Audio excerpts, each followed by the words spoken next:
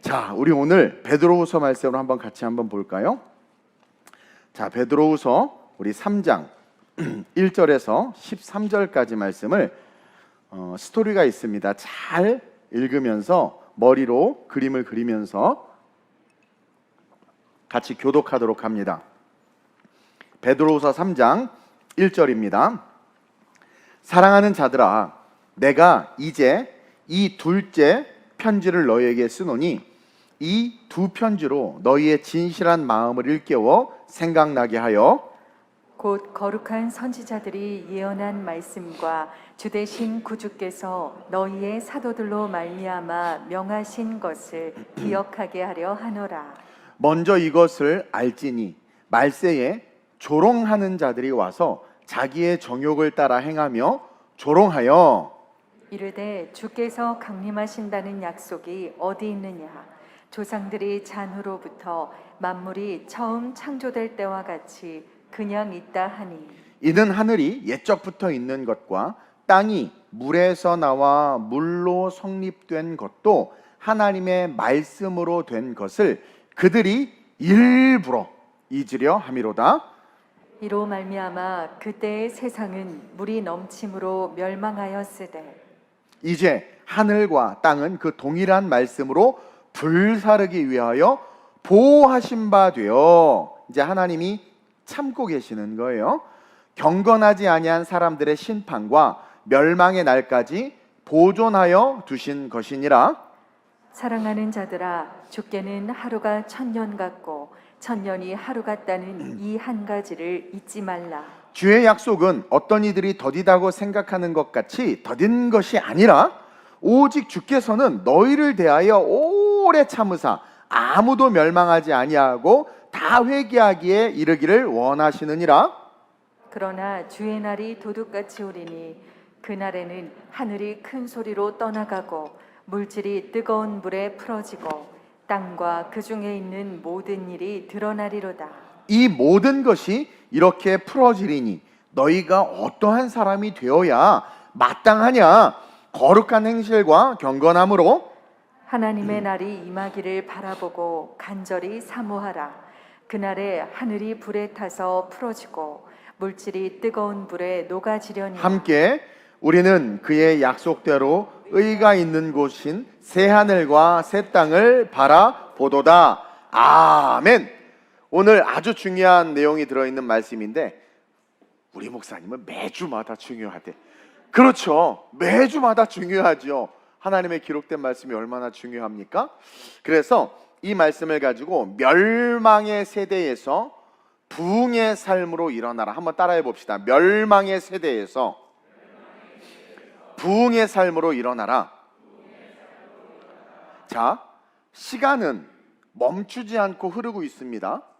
지금도 이 시간이 흐르고 있고 이 시간은 우리를 다가올 공간으로 인도하고 있어요.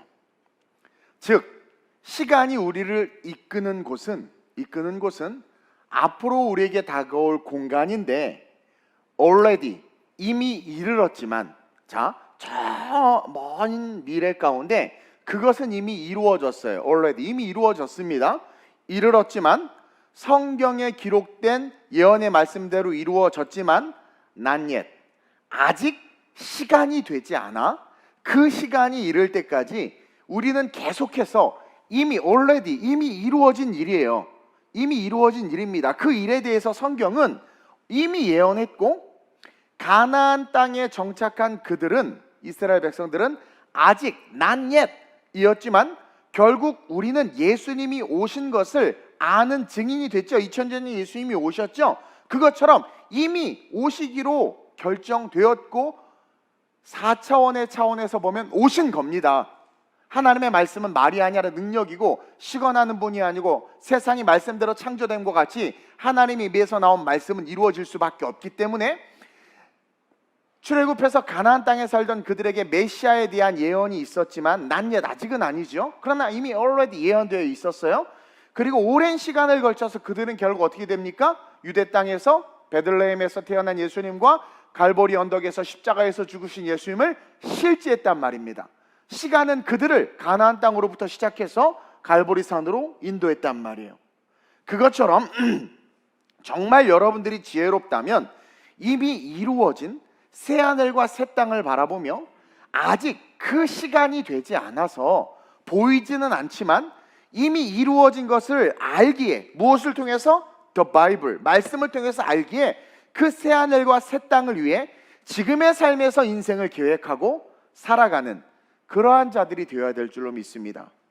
그게 지혜고 그게 부흥이에요. 그래서 구약의 말씀을 깊이 있게 보면 하나님은 선지자들에게 하신 말씀이 항상 이미 already 주어진 일에 대해서 낮예의 시간대를 살아가고 있는 그들에게 계속 말씀하시는 거예요. 그래서 그것을 믿는 것을 성경은 믿음이라고 말하고 믿음대로 될지어다. 믿었더니 당연히 이미 already 예수님이 오시기로 계획되어 있어요. 오셨어요. 믿음대로 된 거예요. 그래서 믿음을 가진 자는 십자가 예수님을 보지만 믿음이 없던 자는 정말 예수일까? 예수가 맞나?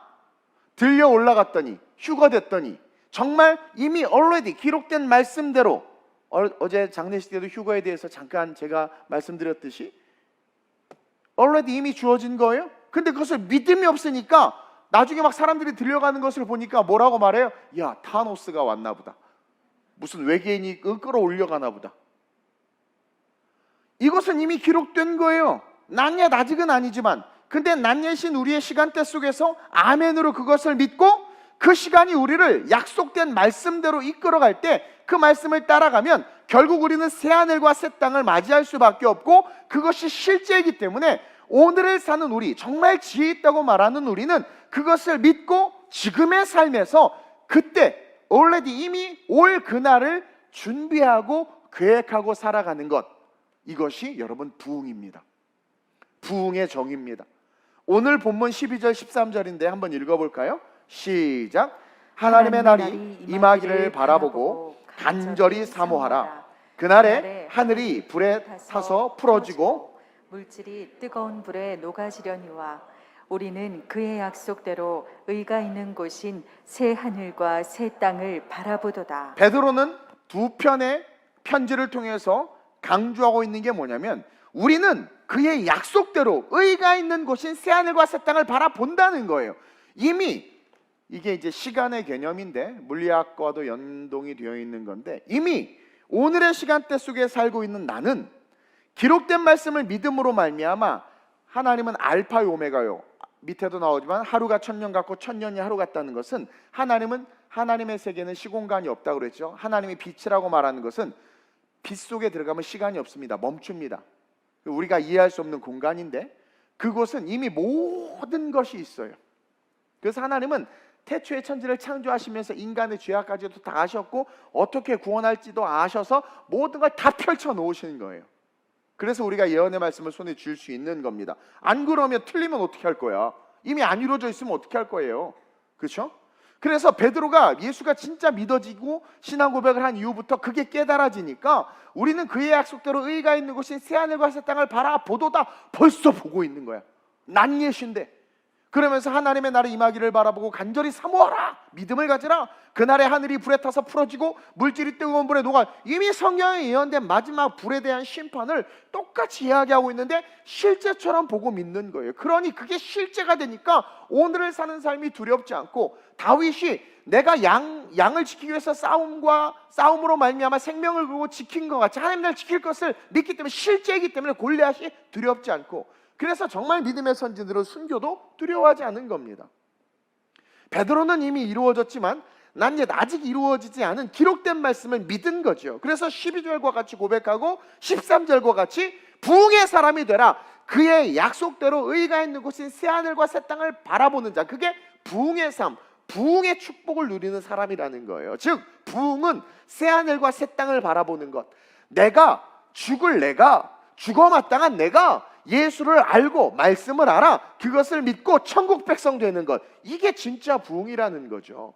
즉 세상에서 말하는 교인들의 숫자가 늘어나고 교회가 유명해지고 많은 사람들이 출석하는 게 부흥이 아니란 말입니다. 만약 그랬다면 2000년 전에 예수님이 그렇게 사역하지 않았을 거예요. 멸망당할 이 세상에서 무언가 이루고 커지는 게 무슨 의미가 있냐라는 겁니다. 다 불로 심판하면 없어질 것인데 하나님의 말씀이 잊혀지고 성령의 임재와 능력을 인정하지 않죠. 요즘에 똑똑한 이성주의자들, 80년대 이후에 한국 기독교계의 문제가 뭐냐면 목사님들이 공부에 대한 컴플렉스가 있었는지는 모르겠지만 다 하나같이 철학을 공부하기 시작하는 거예요. PhD를 따려고.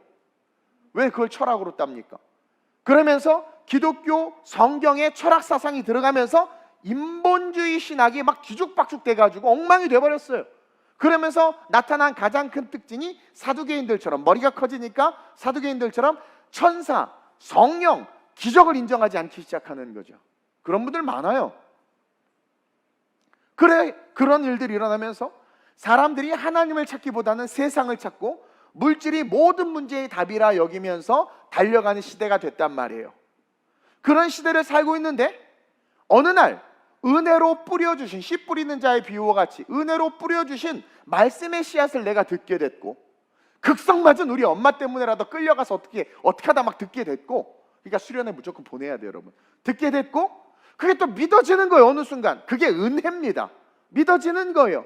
그래서 하나님에게로 눈을 돌리면서 어느 순간 성경의 권위가 인정이 되어지고 영원한 천국을 바라보면서 삶이 그리스도화 되는 것, 이게 진짜 부흥이란 말이에요. 이게 성경적인 부흥이란 말이에요.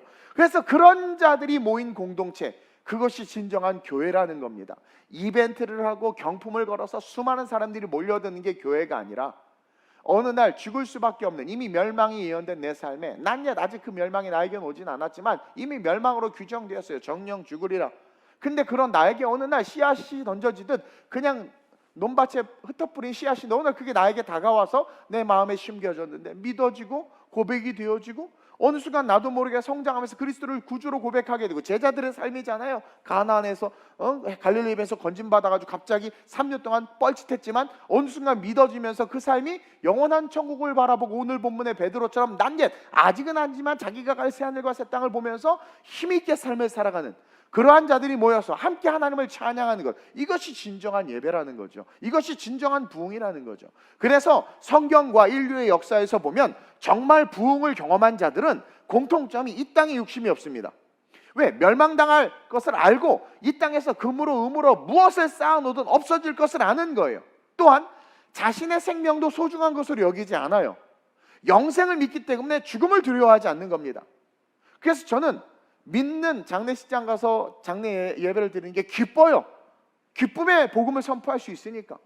죽음을 두려워하지 않기 때문에 순교, 죽여라. 왜? 땡큐죠. 그리고 이 땅에서 고난과 고통 없어지고 영원한 천국에 간다는 확신이 있으니까 원래들을 이미 오늘의 삶에서 누리고 있는 자들이니까 죽음이 두렵지 않고, 죽음은 문입니다. 삐끄덕 들어가는. 땡큐. 내가 스스로 문을 열어서 자살하면 지옥 가지만 고마워, 문을 열어줘, 빨리 찔러줘. 너 무섭나? 정말 부흥을 경험한 자들의 특징을 보니까 영생을 믿기 때문에 죽음을 두려워하지 않고 기꺼이 주를 위해서 죽을 수 있고, 오직 하늘에만 소망을 두면서 이 땅에서 주를 위한 삶을 살았다라는 것을 성경을 통해서, 인류의 역사 속에 믿음의 사람들의 그 행적을 통해서, 신앙 전기들을 통해서 우리는 알 수 있다는 거죠. 근데 어느 순간 교회에 왔더니 교회에서 선포되어지는 말씀이 세상에서도 성공해야 된다. 틀린 말은 아니죠. 좋아요. 세상에서 성공해야 돼. 오케이. 근데 어느 순간 신앙생활도 중요하지만 삶도 중요하기 때문에 지혜롭게 살아야 된다. 직장에서 술 권할 때 무조건 무식하게 거절하지 말고 적당히 마셔주면서 지혜롭게, 주의를 포기하는 법도 가르치고, 성경에서 말한 하나님의 절대 말씀을 상대화시켜서 우리의 삶에, 사실 그것을 상대화시키는 것은 내 자유를 누리고 싶은 거였거든요. 하와가 선악과 따먹은 것처럼. 그러면서 주를 위해서 헌신하는 그런 사람들을 보면, 막 예를 들어서 우리 교회 청년들이 얼마나 헌신이었습니까? 그러면 부모님, 딴 분들이 어머 저렇게 살면 어떻게 살라고 그래, 저래서 장가나 가겠어? 아니 그럼 우리 바울 형님은, 엘리야와 엘리사는, 모세는, 여러분들 그들을 정죄한 거예요. 지금은 우리 교회 안 다니시지만 옛날에 어떤 분이, 우리 젊은 청년들이 저랑 같이 막 움직이니까, 아니 결혼도 해야 되고 장가도 가야 되고 애도 키워야 되고, 아니 그래야 되는데 저렇게 맨날 교회만 붙어있고 저거 어떻게, 저거 건강한 신앙 아니야. 자, 이것에 긍정의 마음이 50% 이상이면 우리는 인본주의 신앙의 많은 부분이 전혀 젖어 있는 거예요. 지금 그것은 성경에 기록된 믿음에 헌신된 사람들을 바울과 같이 자기의 모든 지식과 이성과 모든 것들을 배설물처럼 여겼다라고 말한 그 모든 것들을 부정하는 것이며, 동시에 우리는 성경의 기준이 아니라 적당히 타협한 누군가가 세운 중립적인 기준을 가지고 지금 신앙생활하고 있다는 거죠. 거기에는 뭐가 없습니까? 주를 위해서 저렇게 열심히 살 때 그 삭슬 받을 것이라는 성경적 믿음이 없을 뿐만 아니라, 주를 위해서 열심히 살 때 그것이 하늘의 상급으로 연결된다라는 성경적 믿음이 없을 뿐만 아니라, 그러다 죽었을 때 하나님께서 그를 얼마나 기뻐하실지에 대한 마지막 다시 오실 영원한 천국에 대한 신앙관이 없다라는 거죠.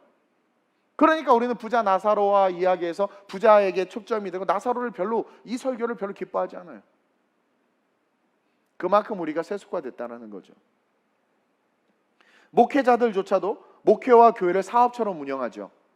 그렇게 잘 운영하면 능력 있는 것으로 여기는 게 지금 그런 세상이 되어버렸어요. 세상이 되어버렸어요. 그래서 매스컴에, 미디어에, 얼굴이 신문에 나오는 걸 좋아해서 몇백만 원씩 내면서 말씀이 아니라 자기를 드러내려고 하는 이상한 문화. 그리고 무슨 삼성, LG, 현대처럼 교회가 대기업화 돼가지고 어디 교회 다닌다라는 것이 나도 모르게 프라이드가 되는 거예요. 우리는 교회 다니는 게 프라이드가 아니라 내가 예수 믿고 예수로 말미암아 구원받은 크리스찬인 게 프라이드가 돼야 되는데, 제가 수요일날 설교했죠. 어제 혼자 또 가다가 일부러 스타벅스 DT점에 들렸더니 오직 예수 사랑 고객님, 걔도 어색하고 나도 어색하지만, 에?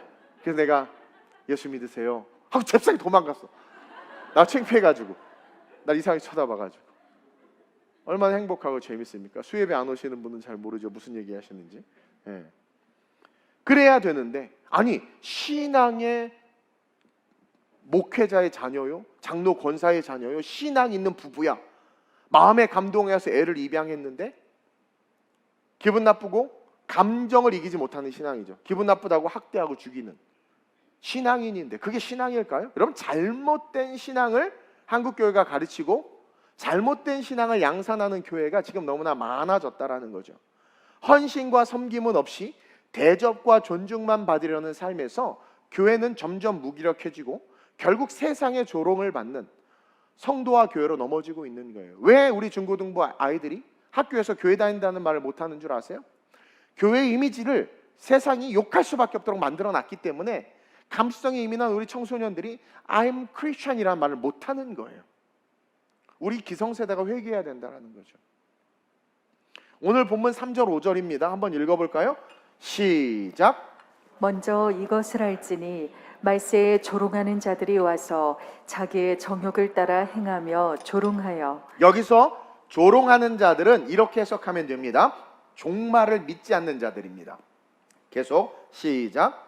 이르되 주께서 강림하신다는 약속이 어디 있느냐? 조상들이 잔 후로부터 만물이 처음 창조될 때와 같이 그냥 있다 하니, 이는 하늘이 옛적부터 있는 것과 땅이 물에서 나와 물로 성립된 것도 하나님의 말씀으로 된 것을 그들이 일부러 잊으려 함이로다. 선민이라고 말하고 하나님의 백성이라고 말하는 유대인들이 어떻게 이런 말을 지금 할 수 있냔 말이에요.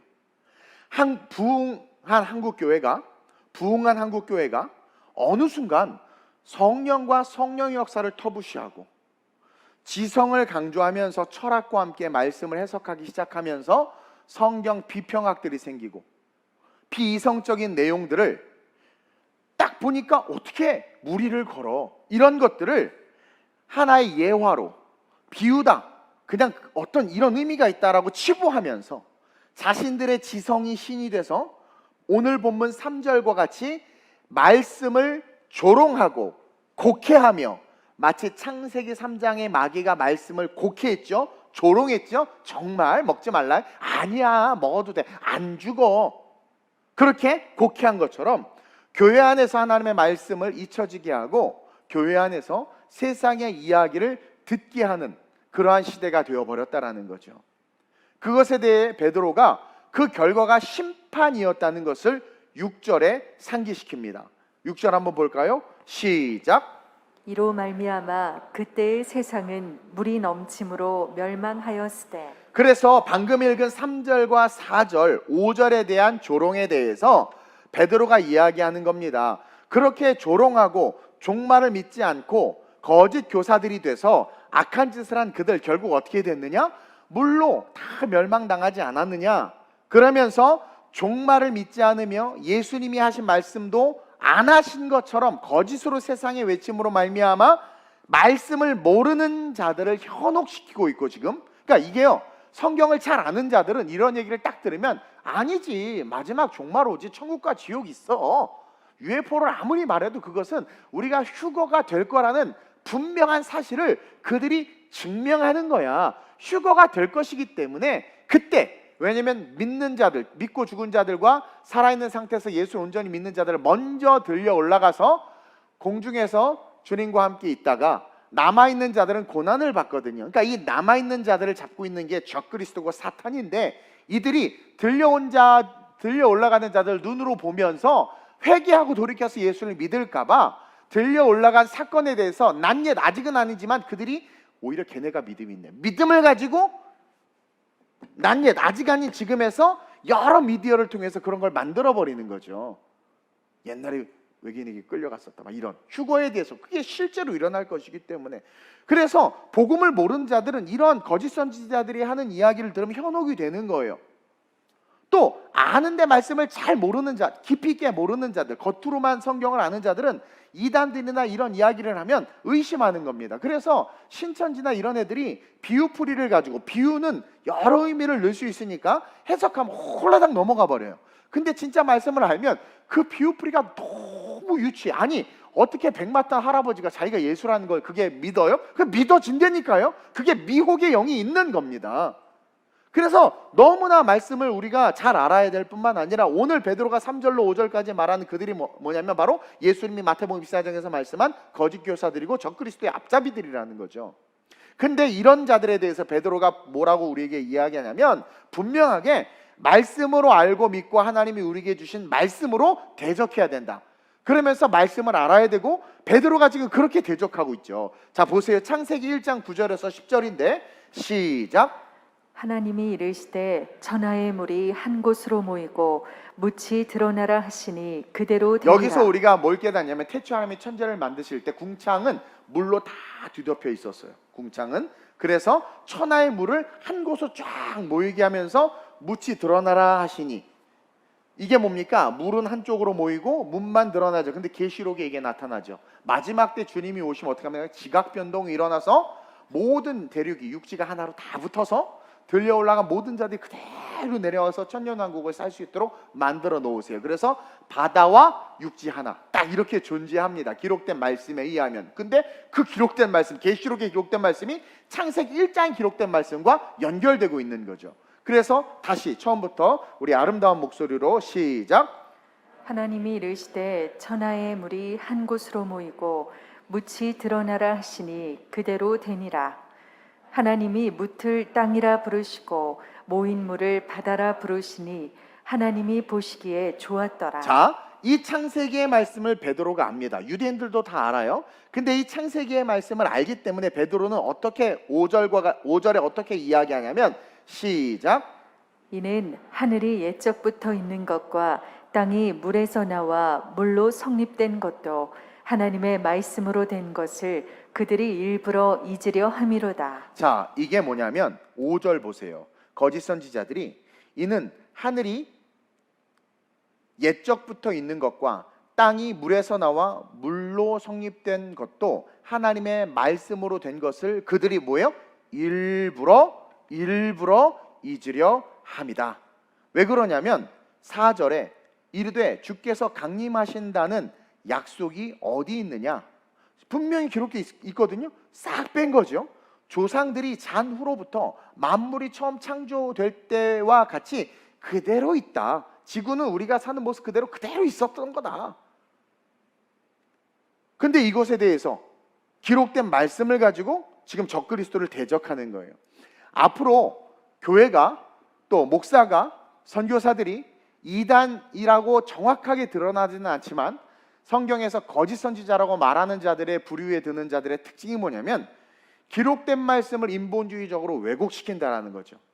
그때 베드로는 뭡니까? 기록된 말씀을 그대로 이야기함으로 말미암아 이 베드로후서 편지를 통해서 그 당시 초대교회 예수를 그리스도로 믿는 자들에게 다시 한번 말씀의 신앙이 중요함을 격려하고 있는 거예요. 그러면서 난 옛, 아직은 아니지만 이미 이루어진 일을 바라보며 7절처럼 고백하는 거예요. 시작. 이제 하늘과 땅은 그 동일한 말씀으로 이 동일한 불사르기- 말씀은 뭐냐면 창세기 때 하신 말씀대로 그대로 그렇게 물로 심판하고 물에서 묻이 드러난 것처럼 이제 동일하게 그 말씀대로 시작. 보호하신 바 되어 경건하지 아니한 사람들의 심판과 멸망의 날까지 보존하여 두신 것이니라. 그래서 already 이미 불로 심판하시겠다고 말씀하시는 그 말씀을 알고 믿기 때문에 그것을 이야기하는 거예요. 그렇게 될 거예요. 난 아직은 아니지만 근데 그날이 오기까지 하나님께서 지금 어떻게 하고 있는 거예요? 심판과 멸망의 날까지 지금 하나님께서 보존하시는 것이다. 왜? 한 영혼이라도 더 구원하기 위해서. 그러면서 4절에 조롱하는 자들이 시작. 조상들이 잔 후로부터 만물이 처음 창조될 때와 같이 그냥 있다. 자, 조롱하며 이렇게 말씀을 왜곡하죠. 무슨 창조될 때 이렇게 창조됐습니까? 물에서 묻이 나오고 하나님께서 이렇게 창조했는데 지금처럼 이렇게 만들었다라고 이야기하는 그것에 대해서 그들이 잘못된 말씀을 왜곡하는 것에 대해서 말씀을 분명히 알고 있는 베드로가 이야기하는 거예요. 너희들 왜 물 심판에 대해서 숨겨? 노아의 방주에 대해서 왜 숨겨? 너네들 그거 알잖아. 그러면서 말씀을 잘 모르는 그들을 현혹하는 그들을 향해서 동일한 말씀을 가지고 마지막 때에 이제 하나님은 불로 심판하실 거야. 그때 그렇게 말씀하신 대로 된 것처럼 앞으로 그렇게 될 거야. 그러면서 재림 때까지 이 지구를 하나님께서 이대로 두고 계시는 것은, 보존하고 계신 것은 하나님께서 한 영혼이라도 구원하기 위함이라는 거예요. 그래서 마태복음 25장 31절에서 33절에 예수님이 하신 말씀을 근거로 지금 베드로가 이야기하고 있는 거예요. 한번 볼게요. 마태복음 25장 31절 33절 시작.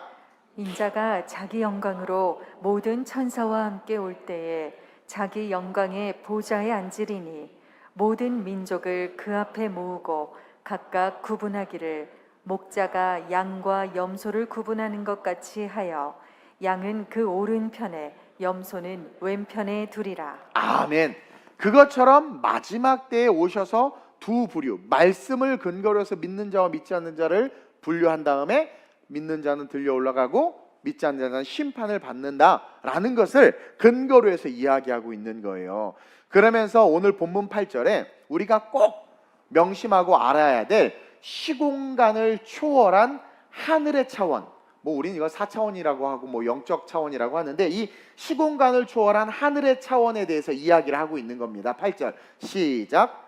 사랑하는 자들아, 주께는 하루가 천년 같고 천년이 하루 같다는 이 한 가지를 잊지 말라. 이거를 그냥 단순하게 그래, 우리가 행복할 때는 그쵸? 막 몇 날 며칠이어도 그냥 하루 같고, 고난은 그냥 한 시간만 고난을 받아도 평생 내가 죽도록 고생했다고 막 이렇게 말하죠. 무슨 죽도록 고생해요. 그런 식으로 해석하면 안 되고, 이 8절이 뭐냐면 사랑하는 자들아, 너희가 죽게는 하루가 천년 같고 천년이 하루 같다. 이것은 주님에게는 시간의 의미가 없다. 개념이 없다. 아버지의 뜻이 중요한 것이다. 그래서 너희들의 생각으로 그날이 더디 온다. 우리는 시간 속에 갇혀 있으니까 너희들의 생각으로 그날이 더디 온다고 해서 너희가 말씀을 왜곡하거나 희석하지 말아라. 온다고 했는데 주님이 안 오니까 다양한 이론들을 가지고 이야기를 하는데 그러지 마라. 그날은 반드시 온다. 속히 온다. 따라서 깨어있고 기도하면서 이미 주어진 그날을 바라보고 오늘을 살아라. 하루가 천년 같고 천년이 하루 같다라는 것은 하나님은 하나님의 뜻 가운데 우리의 삶에 역사하시는데, 중요한 건 말씀하시는 것은 반드시 이루어진다. 시간 때문에 하나님의 진리의 말씀이 왜곡돼서는 안 되고, 약속된 그 말씀은 우리가 원한다고 원하는 때 오는 것도 아니고, 우리가 생각하기에 지혜로운 처녀와 멍청한 처녀들의 비유가 신랑이 온다 하는데 안 오니까 내일도 안 오겠지 하고 기름 준비 안 하다가 와가지고 난리가 났잖아요. 그건 뭡니까? 안 오겠지, 내일도 안 오겠지라는 인본주의적인 신앙관이 들어간 거예요. 우리는 그렇게 살지 말고 그날이 도적같이 온다고 했는데 천년일 수도 있고 하루일 수도 있어. 중요한 것은 이 메시지의 핵심은 그날이 온다라는 거예요. 따라서 오기 때문에 더디 온다고 해서 희석하지 말고 그날이 올 것을 믿고 끼어 인생을 살아야 된다. 타락과 멸망의 시대는 전쟁의 시대나 이념의 시대나 다툼의 시대나 가나안의 시대가 아니라는 거예요. 그 가난한 시대가 아니라는 거예요. 우리가 생각하기에 타락한 시대, 멸망의 시대 막 말하잖아요. 전쟁이 일어나면 멸망의 시대인 것 같고, 이념으로 막 다투면 타락한 것 같고, 막 가난한 세대가 오고, 뭐 인류가 뭐 여러 가지 전염병에 걸리면 이건 멸망의 시대구나 생각하는데 그게 아니라는 거예요. 그건 타락과 멸망의 시대가 아닙니다. 코로나 따위로 인류의 멸망이 오지 않아요. 타락과 멸망의 시대는 하나님의 말씀이 잊혀지고 하나님의 사람들이 사라지기 시작할 때 나타나는 시대가 타락과 멸망의 시대. 이게 성경의 관점입니다. 우크라이나 전쟁이 일어나서 이제 멸망인가 봐. 아니에요. 전염병이 오니까 멸망인가 봐. 아니에요. 뭐 차별금지법이 통과되고 31개의 성 정체성이 있고 막 이런 세상이 오니까 어머 타락했네. 아니에요. 그게 아니라 우리가 가져야 되는 타락과 멸망의 시대의 기준은 하나님의 말씀이 잊혀지고 하나님의 사람들이 사라지기 시작하는 그 시대가 아무리 부유하고 전쟁이 일어나고 뭐 별의별 상황이 와도 그런 게 없으면 타락한 시대가 아니고 그런 증상이 나타나는 게 타락한 시대예요. 왜냐하면 소돔과 고모라가 얼마나 부유했습니까? 땅도 기름졌고 풍요로웠단 말이에요. 잘 살았어요. 근데 성경은 그 도시를 향해서 타락과 멸망의 도시라고 말합니다. 그것을 어떻게 극적으로 보여줍니까? 아브라함이 소돔과 고모라가 멸망한다는 이야기를 듣고, 여러분 타락한 도시는 멸망하게 돼 있어요. 근데 그 멸망한다는 이야기를 듣는데 거기 사랑하는 조카가 있는 거죠. 하나님 앞에 기도하는데 뭐라고 기도해요? 의인 50명 있으면 살려주세요. 45명 있으면 살려주세요. 40명 있으면 살려주세요. 20명 있으면 살려주세요. 10명 있으면 살려주세요. 여기서 우리는 무슨 정의를 뽑아낼 수 있습니까? 타락의 정의는 뭡니까? 의인 10명이 없으면 타락한 도시라는 거예요. 다시 말하면 한 사람으로도 천을 이루고 약한 자로도 강국을 이룰 수 있는 분이 하나님인데, 하나님 앞에 선 요나 한 사람이 니느웨를 다 바꿨잖아요. 그것처럼 의로운 자, 흔들림 없이 already 이미 주어진 말씀을 믿고 낯예시지만 흔들리지 않고 already를 바라보면서 걸어가는 그 의인 10명만 있으면 아무리 동성애가 창궐하고 어둠이 가득해도 그 시대는 타락한 시대가 아니요 불로 심판받지 않아요. 근데 문제는 뭡니까? 하나님 앞에 의인이 없는 시대.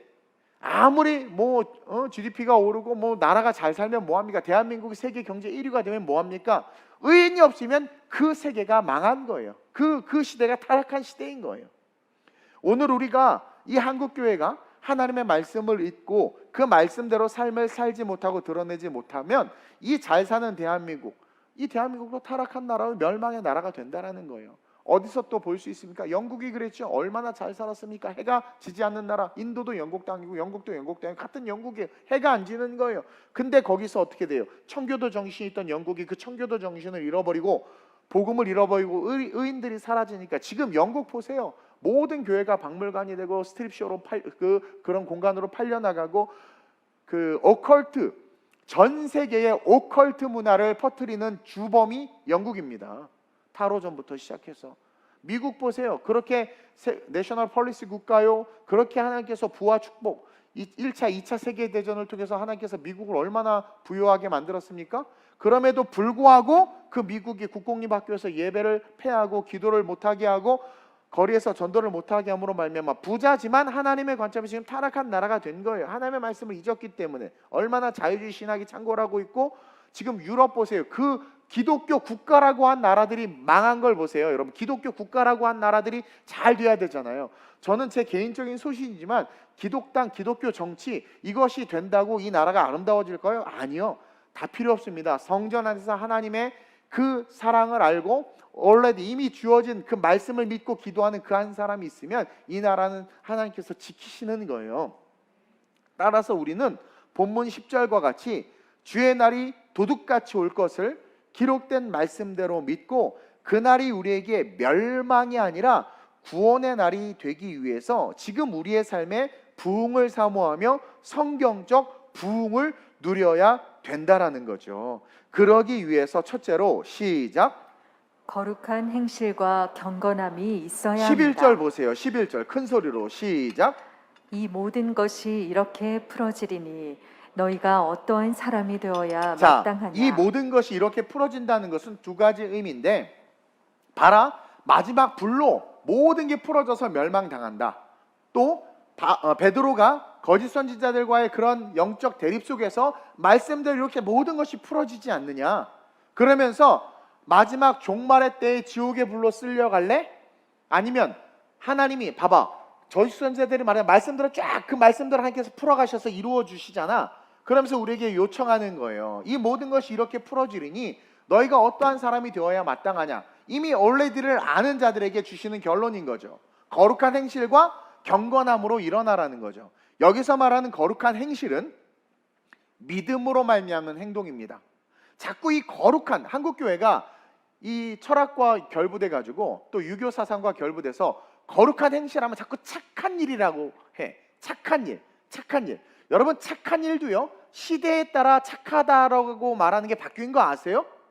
그러니까 세상에서 말하는 착하다라는 것은 착한 게 아닙니다. 여러분, 엄앵란 씨가 미스 코리아였다니까요. 지금은 유럽의 미스 코리아들 보세요. 해골 바가지들이 미스 코리아야. 이렇게 막 이게 붙은 애들이 미스 코리아야. 난 무서워 죽겠어. 그게 진리가 아니란 말입니다. 그래서 이 거룩하다라는 말을 할 때 믿음으로 말미암아 행실이 붙는 거예요. 행동하는 것. 이것이 거룩한 행실이란 말이에요. 착한 일이 아니라. 그래서 거룩한 행실은 믿음으로 말미암아 하는 행동. 믿음으로 말미암아 본토주도 아비집을 떠나는 거죠. 미친 거죠. 믿음으로 말미암아 여리고를 돌아. 미친 거죠. 근데 믿음으로 말미암아 그 행동이 그게 거룩한 거란 말이에요. 물을 떠서 연회장에 갖다 주는 게 미친 거죠. 근데 그게 거룩한 행실이란 말이에요. 그래서 믿음으로 말미암아 행동하며, 경건함은 무슨 뜻이냐면 신앙의 훈련이라는 뜻입니다. 그래서 믿음으로 말미암는 신앙의 훈련을 해라. 믿음으로 말미암는, 즉 우리는 이미 도래한 날이 이르기까지 이미 도래했어요. 백보자 심판이 도래했단 말이에요. 낯예시지만 이미 도래한 날이 이르기까지 우리는 믿음으로 행동하는 훈련을 하는 거예요. 제가 개척의 발을 내디딘 것도 믿음으로 한 행동이요, 그것이 거룩한 행실이란 말이에요. 그리고 걸어가는 과정에서 느껴지는 수많은 갈등, 그것을 경건함의 훈련으로 이겨낸 거죠. 신앙의 훈련을 하는 거예요. 그래서 믿음으로 행동하는 신앙은 예수님이 제자들에게 요구하시거나 병든 자들에게 요구하시는 내용을 가만히 보면 알 수 있어요. 예수님이 믿음으로 행동하는 신앙이 어떤 건지 공생의 3년 4복음서를 통해서 우리에게 사실은 보여줬어요. 제자들에게 요구하시는 거, 병든 자에게 요구하시는 거, 그 요구하는 거에 앤서하는 게 뭐냐면 믿음으로 행동하는 신앙이에요. 뭐라고 이야기했습니까? 자리를 들고 일어나 가라. 이게 믿음으로 행동하는 신앙입니다. 끌어주지 않았는데 중풍병자에게 자리를 들고 일어나 가라. 예수가 메시아를 믿고 already 이미 기록된 말씀을 믿는다면 아멘하고 믿음의 행동, 그게 거룩한 행실이거든요. 자리를 들고 일어나 걸어가는 거죠. 제자들에게 물고기 2마리 볼트 다스려 너희가 나눠주라. 이거 어떻게 하란 말이에요. 근데 그분의 말씀에 의지해서 믿음으로 행동하는 신앙, 나눠주는 거예요. 빌립처럼 계산하는 게 아니라. 깊은 곳에 그물을 던져라. 밤이 맞도록 던졌고 고기 다 자빠져 자고 있는데, 또 깊은 데는 고기가 없는데 그물 내려간 동안 다 도망가는데 말이 안 되는데, 믿음으로 행동하는 신앙은 뭡니까?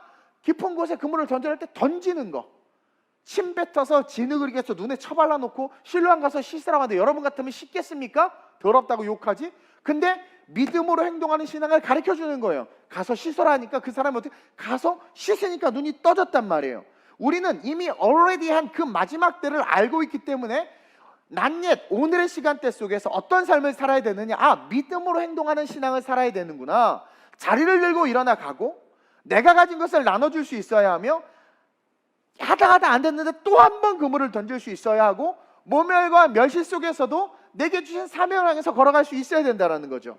즉 예수님은 우리가 정말 믿음이 있다면 그 믿음으로 말미암아 행동하라고 우리를 촉구하고 있고, 예수님의 형제인 야고보가 곁에서 예수님을 오랜 시간 보니까 행함으로 믿음은 죽은 믿음이다. 우리 예수님은 구약의 말씀대로 다 행했다. 그래서 믿음의 행함이 너무나 중요한 것을 야고보가 강력하게 증거한 거란 말이에요. 야고보는 믿는 자들에게 쓴 글입니다.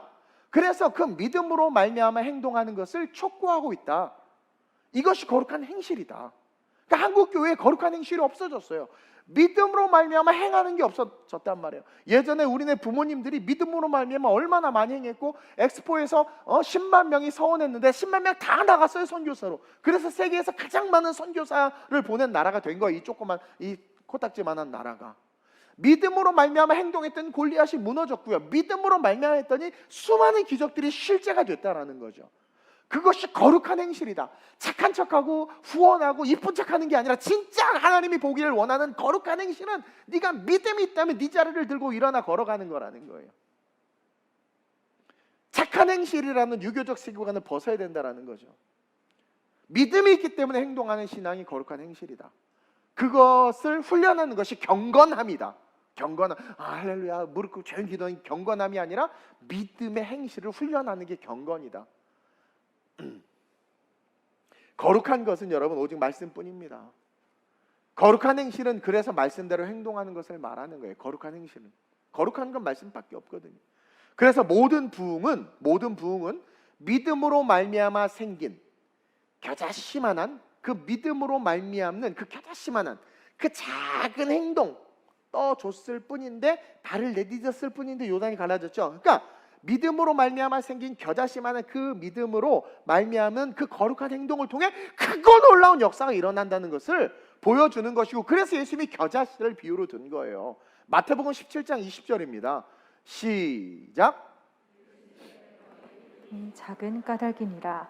진실로 너희에게 이르노니 만일 너희에게 믿음이 겨자씨 한 알만큼만 있어도 이 산을 명하여 여기서 저기로 옮겨지라 하면 옮겨질 것이요 또 너희가 못할 것이 없으리라. 이게 뭐냐면 겨자씨만한 믿음이 있어요. 근데 그 믿음으로 그냥 작은 행동, 그냥 그냥 물고기도 보리떡 5개 딱 들고 그 작은 그 믿음 행동으로 정말 예수님의 이름으로 가면 옷깃만 반지 나을 그 작은 믿음으로, 그 무슨 창조부터 뭘 알겠어, 아무것도 그냥 작은 믿음으로 그냥 붙잡았던 병이 난 것처럼 그 겨자씨만한 믿음이 어때요? 상상할 수 없는 버터플라이 이펙트와 같이 상상할 수 없는 역사가 일어난다는 거예요. 남아프리카에서 나비가 날개짓 한번 든더니 태평양을 건너서 미국에 해일이 일어났다는 뭐 그런 이론 있잖아요. 다 성경에서 따온 거예요.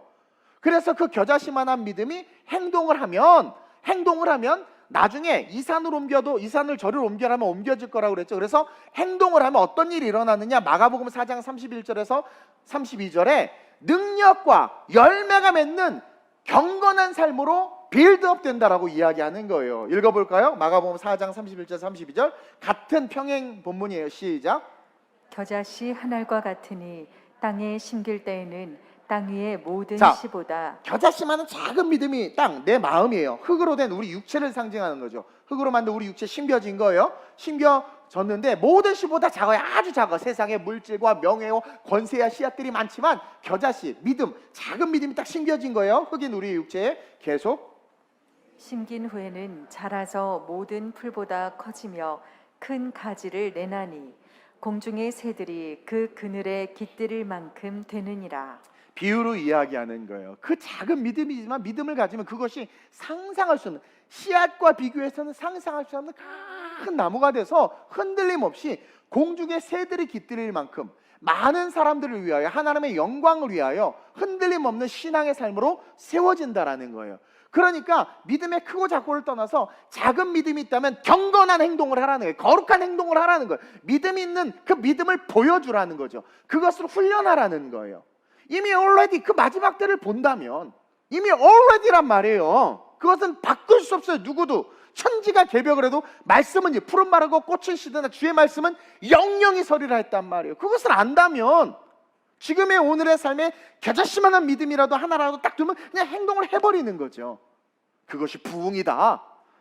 그랬더니 어떻게 돼? 큰 나무가 돼서 가지가 깃들고 수많은 새들이 모이는, 이게 부흥이다. 그냥 동원해서 사람 많고 교회 커지고 유명해지고 또 전 잘생겼잖아요. 그러니까 막 얼굴 여기저기 내고 막 이게 부흥이 아니란 말이에요. 땅 사고 건물 사고 이게 부흥이 아니라 겨자씨만한 믿음을 행함으로 말미암아 하나님의 나를 빌드업 시키는 것, 이것이 부흥이다. 그러면서 둘째이자 마지막으로 시작. 멸망의 세대에서 부흥의 삶으로 일어나기 위해선 입술이 아닌 성령으로 기도해야 된다는 거예요. 내가 자꾸 이렇게 줄 때 까먹을 때가 있어요. 가끔. 미안해요. 멸망의 시대에서 부흥의 삶으로 일어나기 위해선 둘째로 입술이 아닌 성령으로 기도해야 돼. 이것도 우리에게 아주 큰 인사이트를 주는 메시지입니다. 베드로는요, 멸망당할 수밖에 없는 세대를 살아가는 우리에게 부흥의 삶을 살 수 있도록 거룩한 행실과 경건함, 겨자씨만한 믿음이 오면 그 믿음대로 행동하라는 거예요. 경건이 훈련이죠. 그것을 강조하면서 동시에 입술이 아닌 성령으로 기도하라고 명령하고 있어요. 그게 12절입니다. 12절 한번 읽어볼까요? 11절부터 다시 한번 읽어보겠습니다. 시작. 하나님의 날이 임하기 아니 11절부터 성경 보고 11절부터 시작.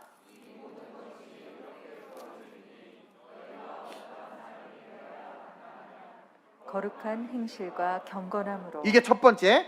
12절 시작. 하나님의 날이 임하기를 바라보고 간절히 아멘 아멘.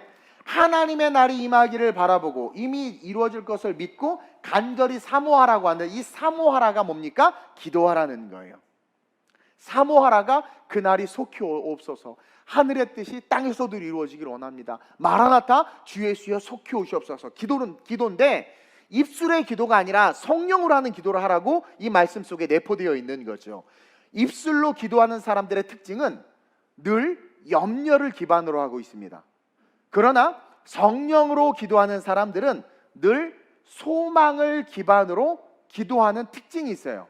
연구를 해보니까. 그래서 한번 여러분들 스스로를 한번 잘 진단해 보세요. 성령 충만할 때 여러분들 기도하면 어때요? 기도 속에 막 기도하면 성령 충만하면 감사가 터지지 않습니까? 그리고 미래에 대한 확신, 하나님이 우리 가정을 지키실 줄로 믿습니다. 내 남편 돌아오게 할 줄로 믿습니다. 내 자식 돌아오게 할 줄로 막 믿음의 선포가 돼요. 성령 충만, 믿음이 넘쳐요. 막 몸이 움직여, 막 춤도 춰, 막 몸친데. 그래서 하나님의 영광을 해서 살겠습니다. 자기가 무슨 말 하는지도 모르고 막 그런 말 한단 말이에요. 그러지 않아요? 그러면서 결단과 함께 천국을 사모하게 돼요. 성령 충만해서 요즘에 우리 철야 막 뜨겁게 기도하잖아요. 벌써 기도 소리가 달라요. 막 이게 달라고 기도하는 사람들은 통성으로 기도 못합니다. 염치 때문에 들릴까 봐. 근데 그의 나라와 영광을 해서 기도하니까 소리가 커져. 막 와 주님 사랑합니다. 이게 성령으로 기도하는 거예요.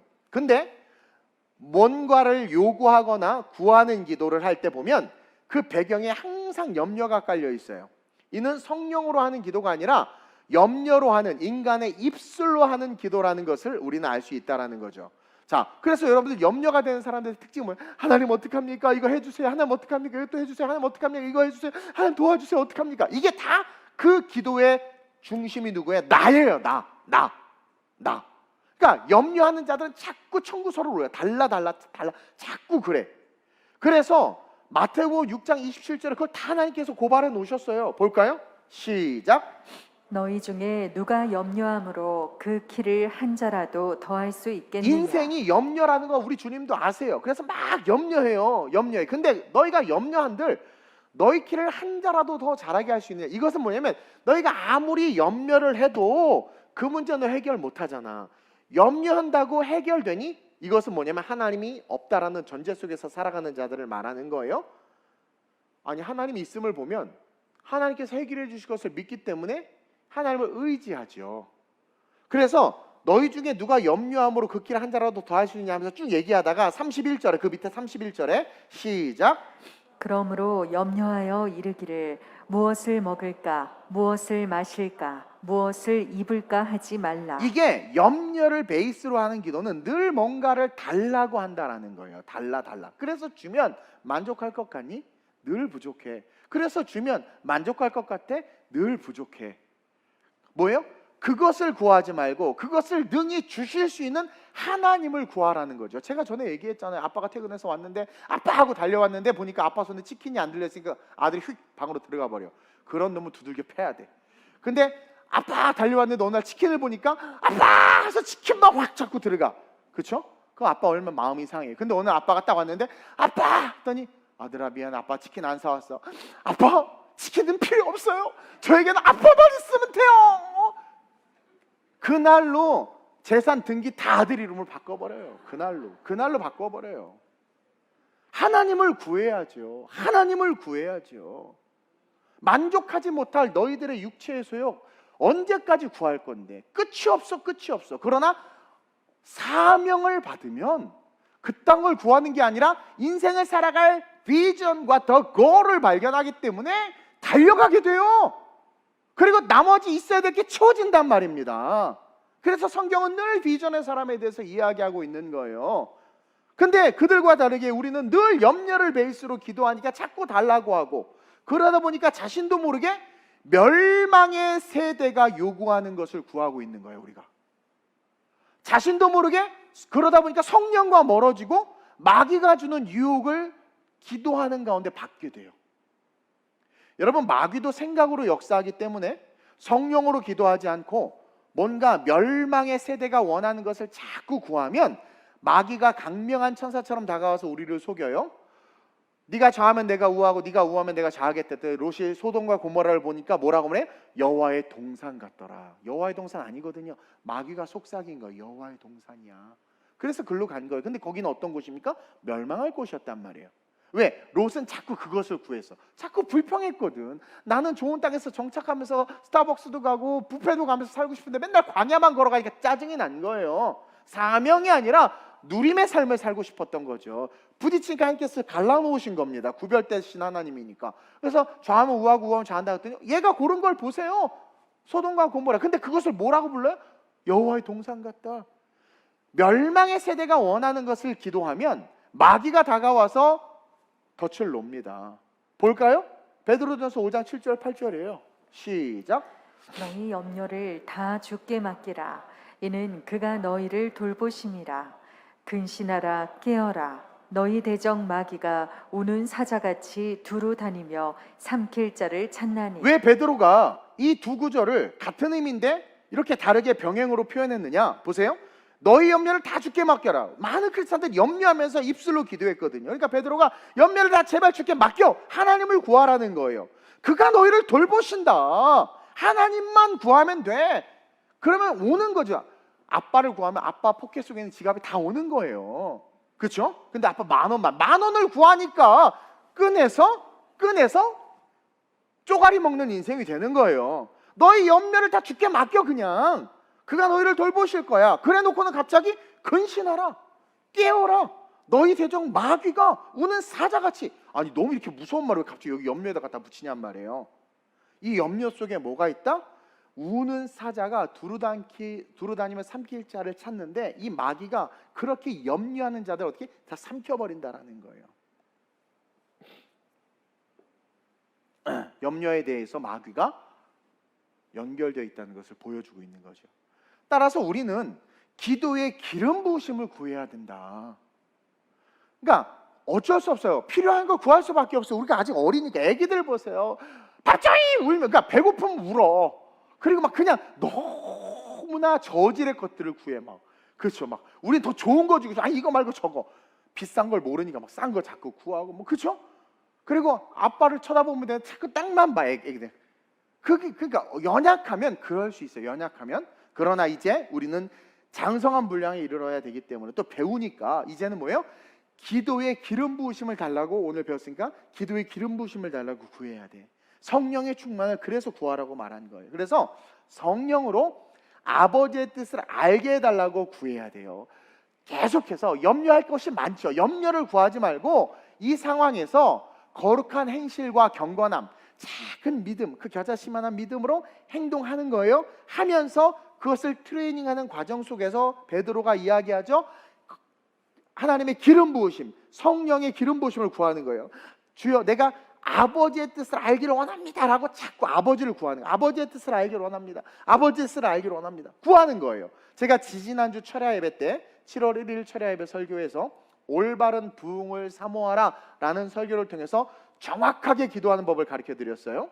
그렇게 우리가 기도하게 되면 우리는 올바른 부흥을 나도 모르게 사모하게 되고, 그렇게 기도함으로 말미암아 자신도 모르게 내가 부흥의 삶으로 변화되어 있는 것을 경험하게 된다고 그랬습니다. 여러분, 부흥은 내가 아버지의 뜻대로 살아가는 것인데, 아버지의 뜻대로 살아가는 내 삶에 부족한 것이 있을 수 있을까요? 아버지가 전능하시고 우리를 죽기까지 사랑하는데 모자란 것이 있을까요? 남이 보기에 부족한 것이 있고 모자란 것이 있는 것처럼 보여도 정작 당사자인 나는 모자라지도 않고 부족하지도 않은 거예요.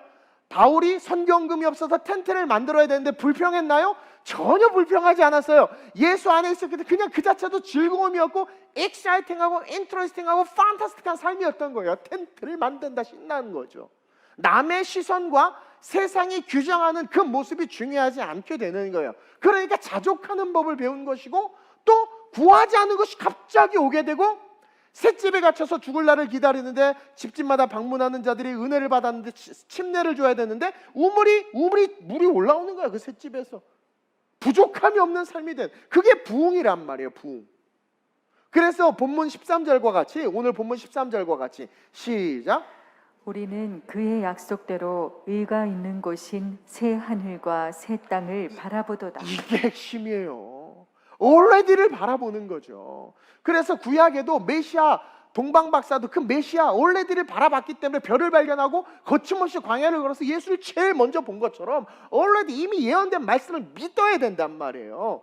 그래서 이미 주어진 진짜 축복, 예수 그리스도 영원한 천국, 새 하늘과 새 땅, 진짜 축복을 바라보면서 그 축복으로부터 흘러오는 세상을 이기는 능력, 그 축복을 바라보면 그 축복으로부터 세상을 이기는 능력, 골리앗을 이기는 능력이 온단 말이에요. 세상을 이기는 능력이 흘러오고 하나님 나라를 확장하는 사명, 나 같은 어부 출신의 말도 못하는 그런 12 제자들이 어떻게 온 유럽을 뒤흔들었단 말이에요. 하나님 나라를 확장하는 사명이 거기서부터 흘러오고 삭슬받는 축복, 성경에 분명히 기록하잖아요.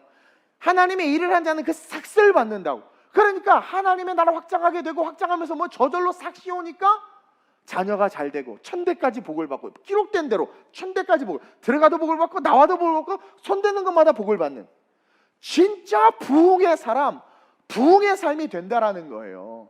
과학자들은 자꾸 우주를 개발하면서 신이 없음을 간접적으로 지금 우리 아이들에게 주입하고 있어요. 나로 박수치고 하면서 좋아요. 과학기술 좋은데 우주도 우리로 하여금 다스리고 하나님께서 그냥 조명으로 주신 거예요. 그러니까 누리면 되는데 그걸 보면서 자꾸 우리의 시선을 하나님이 아니라 쓸데없는 곳에 집중하게 하고 있는 겁니다.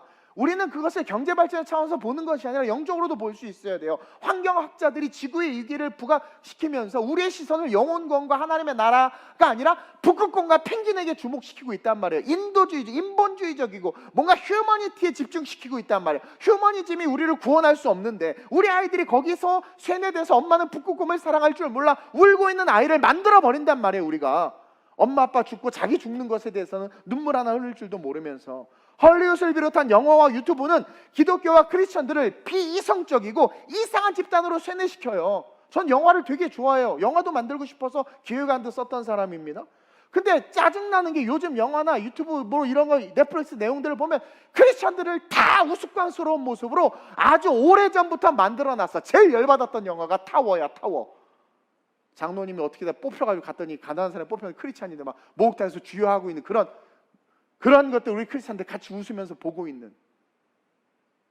그러면서 나는 비이성적이지 않아. 그 세상 사람을 이렇게 비웃는데 나는 다르지 않은 착각 속에서 살아가는. 내가 영화 감독이 돼서 하여튼 진짜 재밌고 진짜 익사이팅한 영화를 만들 때 그 내면에 기독교 세계관이 확 깔려있는 그런. 그리고 난 또 너무 기독교해서 막 예수 이런 영화는 또 요즘 시대에 안 먹힌다고 봐요. 정말 내가 이 비트코인 루나 사태를 통해서 내가 진짜 이 프로그램을 제대로 배워서 정말 우리 젊은이들과 앞으로 가상현실 세계 속에 쓸 수 있는 진짜 안전한 내가 그런 블록체인 기술을 개발해야지. 뭐 이런 비전을 가지고 내가 진짜 영화 감독이 돼서 진짜 목사님 저 매달 1,000만 원씩만 후원해 주세요. 나 그거 후원해 줄게 진짜.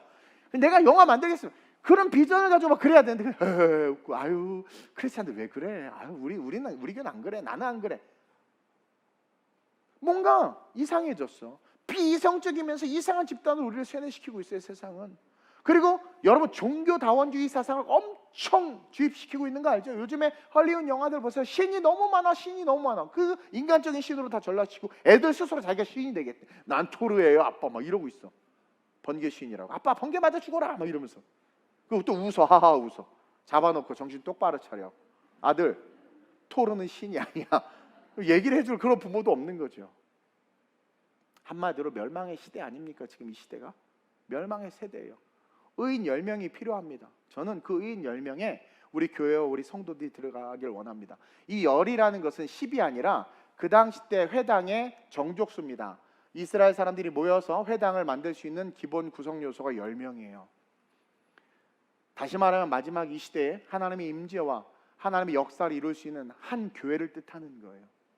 한 교회가 세워지고 한 교회가 말씀 앞에 바로 서면 그 한 사람을 통해서 천을 이루고 약한 자를 통해서 강국을 이루는 겁니다. 의인 10명, 하나님의 거룩한 공동체 하나만 있으면 됩니다. 저는 아름다운 우리 교회가 마지막 이 시대에 이 멸망의 세대 속에서 부흥의 축복을 누리고, 오늘 베드로가 피 터지게 이야기한 것처럼 거룩한 행실과 경건함, 겨자씨만한 믿음이 들어오면 해보는 거예요. 이번에 우리 청청교회 우리 학부형들이 겨자씨만한 믿음이 들어와서 자기들의 사비로 에어컨을 하겠대. 그것도 겨자씨만한 믿음인 거예요. 행하는 거예요. 이번에 모 청년이 이제는 자기 필리핀 가서 섬기겠대. 겨자씨만한 믿음인데 행하는 거예요. 경건의 훈련인 거죠. 거룩한 행실과 경건함으로. 저도 마찬가지예요. 오순절 말씀 축제나 다음 세대에 대한 비전, 겨자씨만한 믿음을 가지고 행했더니 하나님께서 부흥의 축복을 주셨잖아요. 다 이루게 하시잖아요. 배우게 하시고. 얼마나 멋있습니까? 그러면서 하나님의 날이 임하기를 바라보고 간절히 사모하라. 염려 따위를 구하는 입술을 듣지 말고 already 이미 말씀하신 예언의 말씀과 백보자 심판과 주님의 재림과 해하늘과 새 땅이 있음이 분명히 기억하며 어떻게 하는 거예요? 간절히 사모하라. 성령으로 기도하라. 아버지의 뜻을 알려주옵소서. 7월 1일 철야 설교를 꼭 들으세요. 아버지의 뜻을 알려주옵소서. 그렇게 기도하라는 거예요. 그러면 어떻게 돼? 우리는 부흥의 사람이 된다. 저 우리 교회 부흥했으면 좋겠어요. 빈자리가 차고 이렇게 많아지는 부흥이 아니라, 만약에 정말 그랬으면 제가 가진 인맥을 동원해서 사람들 불렀을 거라고 제가 여러 번 이야기했죠. 그리고 막 인간적인 방법으로 여기 프로그램 많이 해서 전도하고 했을 거예요. 네. 근데 저는 진짜 하나님이 기뻐하시는 부흥이 우리 교회에 있었으면 좋겠고, 그래서 말씀을 전하는 사역만 계속했고, 이제 하나님께서 우리를 세워서 12개 국가의 교회를 세우고 정말 하나님을 확장시키길 원하시는 것을 제가 알기 때문에 그 자꾸 몸은 지치고 지금 저 자신도 아직 회복되지 않았지만 그 마음을 자꾸 주니까, 겨자씨만한 믿음이 자꾸 들어오니까 들어올 때마다 너무나 작은 믿음이지만 내딛는 거예요. 그러니까 푹푹 열매가 큰 나무가 되는 거죠. 여러분, 싸구려 구하지 마세요. 아버지를 구하세요. 아버지를 치킨 따위 구하지 말고 아버지를 구하세요. 성령으로 기도하게 하소서. 내 입술이 염려를 기반으로 구하는 싸구려 입술이 아니라 성령으로 구하게 하소서. 아버지의 뜻을 알게 하소서. 작은 믿음이 생겨 행하는 거예요. 그럴 때 저절로 내가 부흥의 삶이 된다. 부흥의 삶은 아버지의 뜻이 이루어지는 삶이요, 들어가도 복을 받고 나가도 복을 받는 삶이요, 나로 말미암아 하나님 나라가 확장되는 삶이요, 이 멸망의 세대 가운데 내가 있음으로 하나님의 구원의 은혜가 지속되고 주님 오실 날이 더뎌지는 거죠. 한 영혼이라도 구원하기 위하여. 마지막 때 심판은 분명히 있지만 참으시는 그 주님이 우리 때문에 참으시는, 그래서 우리가 열심히 사역해서 한 영혼이라도 구원해 하나님의 영광을 해서 일어서는 그 축복을 누리게 하기 위해서 지금도 우리 주님이 우리를 바라보고 계신다는 것을 기억하면서 오늘 이 거룩한 줄 한번 기도했으면 좋겠습니다. 멸망의 세대에 우리 아이들 쓸려보내 내려가지 않게 하는 내가 되게 하소서. 멸망의 세대에 부흥의 삶을 일어나는 내가 되게 하소서. 하나님, 이미 already 계시록까지 우리에게 주시면서 말씀하신 그거 반드시 이루어집니다. 그것을 안다면 정말 지혜로운 자들은 그 already한 삶에 대한 난 아직은 아니지만 이 시간대를 살아가고 있는 삶에 내가 무엇을 준비해야 합니까? 어떻게 일어나야 됩니까? 깨달아 알게 하소서. 내게 사명 주소서. 성령으로 기도하게 하소서. 그래서 내가 주님의 영광으로 살아가는 거룩한 삶이 되게 하소서. 우리 교회가 그런 교회 되게 하소서. 우리 아이들이 그런 아이들로 자라게 하소서. 주님을 한번 부르고 합심으로 전심으로 기도합니다. 주여, 좋으신 아버지 하나님, 동서사방이 어두움 그 자체입니다. 하나님, 모든 것들의 교회를, 믿는 자들을 우겨싸며 마치 골리앗이 나와 이스라엘 백성을 조롱하듯이 그 조롱에 눌려서 아무것도 못하는 시대가 한국교회가 무능력하고 크리스찬들이 무기력한 시대가 이 시대는 아닌지 하나님 돌아봅니다.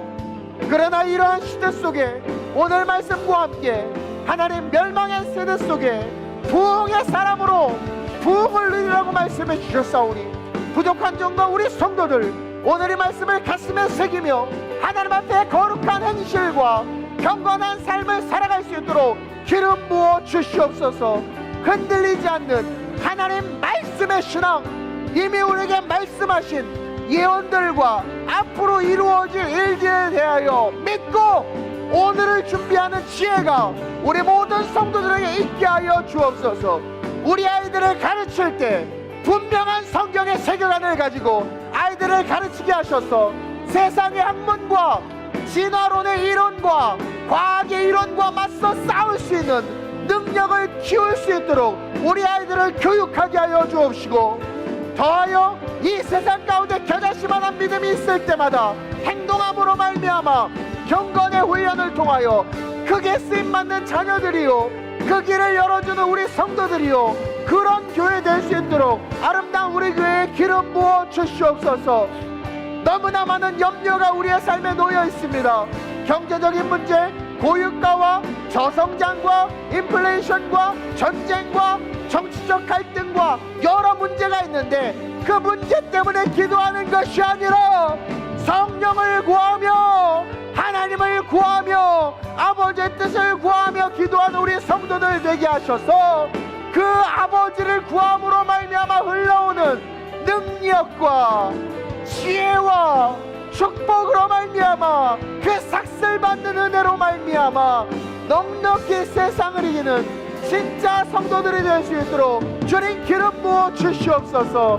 마지막 이 시대에 흔들리는 갈대와 같은 신앙을 가진 자들이 너무나 많습니다. 자기 귀에 듣기 좋은 스승을 쫓는 성도들이 너무나 많습니다. 안 됩니다. 오직 우리의 스승은 성령이며 우리는 주신 말씀에 묶여 말씀대로 살아가야 됩니다. 그러한 성도들 될 수 있도록 우리 성도들 축복하시고 하늘의 부흥으로 역사해 주옵소서.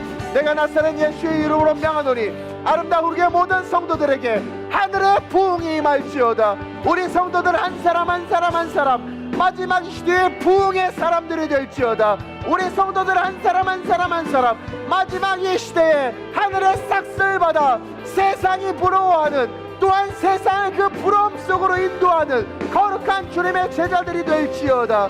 마지막 이 시대 우리 성도들을 붙잡아 주셔서 건강을 위해 기도하지 않아도 건강해지며 물질을 위해 기도하지 않아도 풍성해지며 하나님의 은혜 속에 모든 근심과 걱정이 사라지는 오직 믿음으로 말미암아 살아가는 믿음의 사람, 믿음의 성도, 하늘 백성, 주의 백성 되게 해 주옵소서. 좋으신 아버지 하나님, 하나님의 아름다운 우리 교회를 큰 부흥으로 이끌어 가고 계심을 믿고 또한 봅니다. 또 인도하고 계심을 느낍니다. 하나님, 마지막 이 시대 멸망의 시대입니다. 동서사방을 봐도 우겨쌈을 당할 수밖에 없는 세상이요, 그것을 이기기 위해서 우리도 같이 악해져야 하는 시대가 되어버렸습니다. 하나님, 그러다 보니 교회와 우리 크리스찬들의 신앙은 껍데기가 되어버리고 명목상 크리스찬일 뿐이지 세상 사람들과 별반 다를 바 없는 모습으로 살아가고 있음을 봅니다.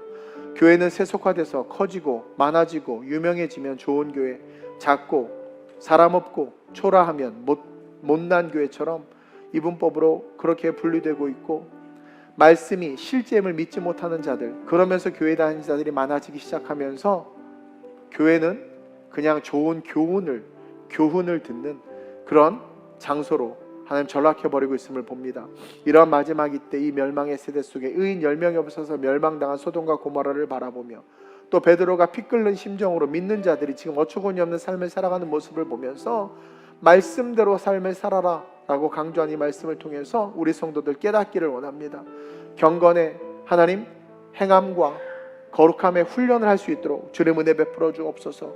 거룩한 행실과 경건함으로 하나님의 나라를 임하기를 바라보고 간절히 사모하는 자들 되게 하여 주옵소서. 이미 already 백보자 심판과 재림의 주님과 천년 왕국과 새하늘과 새 예루살렘은 이미 주어졌습니다. 시간은 우리를 글로 이끌고 갈 것입니다.